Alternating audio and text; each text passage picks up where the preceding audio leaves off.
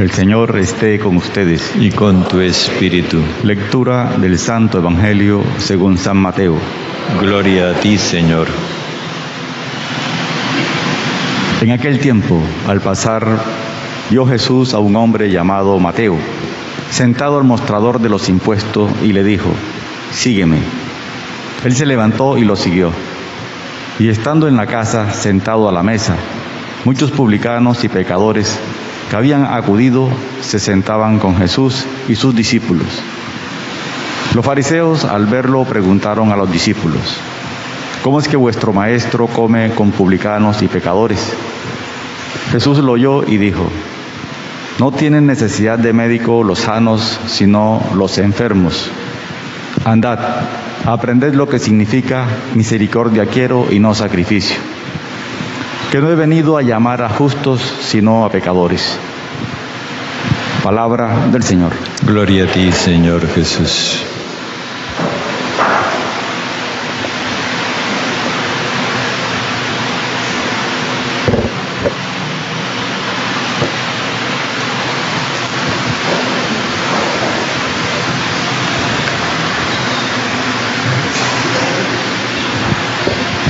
Como de costumbre, la fiesta de los apóstoles nos ayuda a pensar en nuestra identidad como Iglesia del Señor.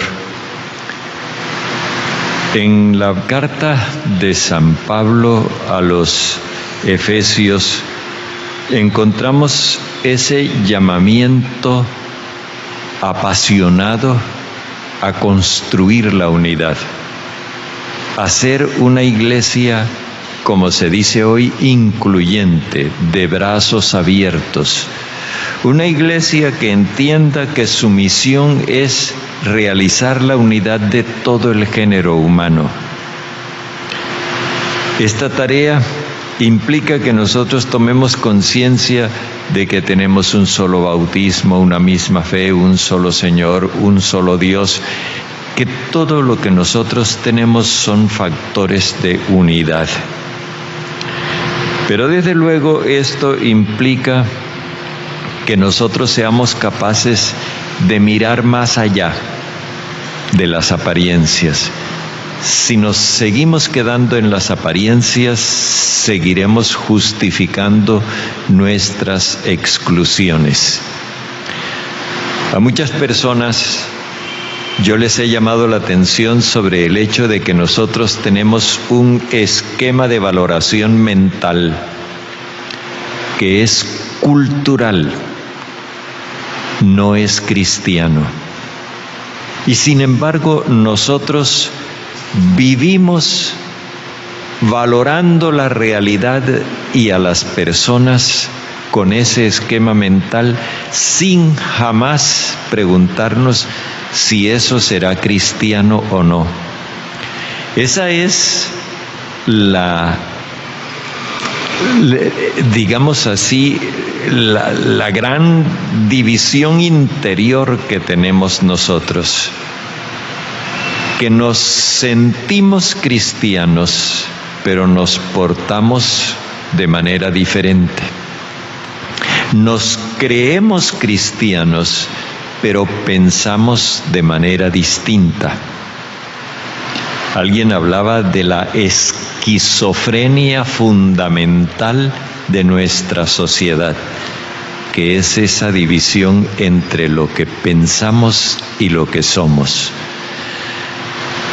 Cuando Jesús llega a donde está Mateo, nosotros podemos apreciar la diferencia de valoración.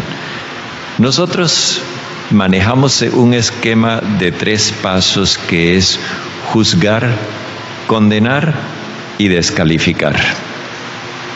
Así nos movemos y no nos damos cuenta de que ese esquema mental no es cristiano. Inclusive, vivimos practicando eso con los demás y no caemos en la cuenta que en un determinado momento eso se nos viene en contra. Y entonces nos valoramos a nosotros mismos con ese mismo esquema Nos juzgamos, nos descalificamos, nos condenamos y nos descalificamos. En cambio, el esquema con el que Jesús mira la realidad y las cosas es distinto. Es más sabio, es más inteligente, más humano. En 3 pasos Él anula ese esquema que nosotros hemos recibido por cultura. Entender, comprender y ayudar. Fijémonos que entender pone en juego el pensamiento, la inteligencia. Comprender pone en juego el sentimiento, el corazón. Y ayudar pone en juego las manos. Este esquema de valoración nos lleva a proponer soluciones y no simplemente a protestar. Cuando llega Jesús donde está Mateo, fijemos lo que él vio. Vio un hombre llamado Mateo sentado al mostrador de los impuestos. ¿Qué era lo que veían sus conciudadanos? Un tipo sentado al mostrador de los impuestos que se llamaba Mateo. Jesús lo primero que ve es el hombre, el ser humano. Nosotros lo primero que vemos es el pecado del ser humano. Por eso nosotros juzgamos y Jesús trata de entender la realidad. En segundo lugar, Jesús ve que ese hombre llamado Mateo, Mateo significa regalo de Dios. Es un valor que Dios le ha dado a la humanidad. Y por último, Jesús toma nota de que ese valor está siendo desperdiciado tanto por él mismo como por la sociedad. Mateo no se valora y la sociedad lo desprecia. ¿Qué hace Jesús? Tú eres un impuro, tú eres un pecador. No. Jesús lo llama, sígueme. Y fijémonos que no le pone condición, sígueme. Ya el hecho de seguir a Jesús implica que él tiene que pararse de ese mostrador y seguirlo. El seguimiento implica, como dice el Papa Francisco, un caminar paso a paso que entraña la superación de la persona.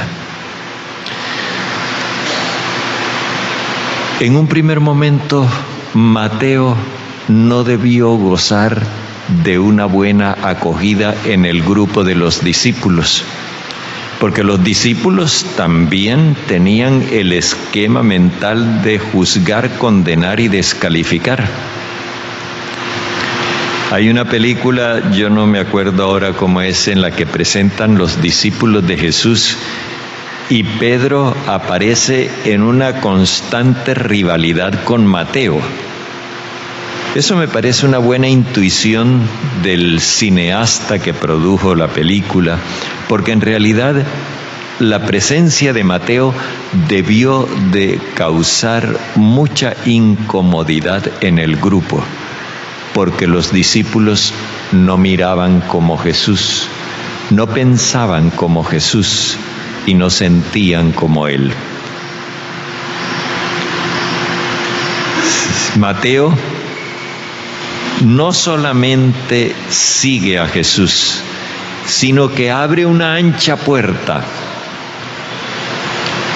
para que todos los que son como Él se den cuenta de que hay una salida a su situación. Por mucho que ellos estuvieran apegados al dinero, por mucho que ellos se estuvieran enriqueciendo, a la larga no estaban satisfechos de su vida. Y cuando ven que Jesús le da una oportunidad a Mateo, sienten que esa oportunidad vale también para ellos y entonces se reúnen en la casa de Mateo a celebrar que hay una oportunidad para ellos, que hay alguien que los mira y los valora diferente, que hay alguien que los acoge. Pero vienen los encargados de mantener las exclusiones, inclusive invocando el nombre de Dios. ¿Cómo así que el maestro de ustedes come con publicanos y pecadores? Ellos están alegando su religiosidad para justificar la exclusión. No deben hacer eso. Ustedes están mezclando la gente buena con la gente mala. Eso no se debe hacer. La respuesta de Jesús, lamentablemente mal traducida en el Evangelio que acabamos de escuchar, dice: no necesitan de médico los fuertes, no dice en el texto los sanos. No necesitan de médico los fuertes, sino los que se sienten mal, no dice los enfermos. Los fuertes, en el capítulo 5 del profeta Isaías los encontramos descritos. Los fuertes eran los que estaban en el poder y se sentían seguros con el control que ejercían en la sociedad. Los que se sienten mal son los que el profeta Ezequiel llama las ovejas que han sido descuidadas por sus pastores. Y médico no es el curandero. Aquí la palabra médico está utilizada en el sentido en que la usa el profeta Jeremías para indicar al dirigente que se responsabiliza del bienestar del pueblo. Entonces esto nos abre otro panorama. No necesitan un dirigente los que ya están aferrados al poder. Lo necesitan aquellos que están excluidos de la sociedad. Por eso, sepan que yo no he venido a llamar justos, sino a pecadores, para que ellos cambien su vida y puedan vivir como quiere Dios. Nosotros necesitamos incorporar esa mentalidad de Jesús. Cambiemos nuestro esquema mental de valoración. No sigamos juzgándonos, condenándonos y descalificándonos unos a otros. Aprendamos a entender en primer lugar qué es lo que pasa, a comprender el comportamiento de las personas y a meter las manos y ayudar en vez de usar solo el dedo índice para señalar.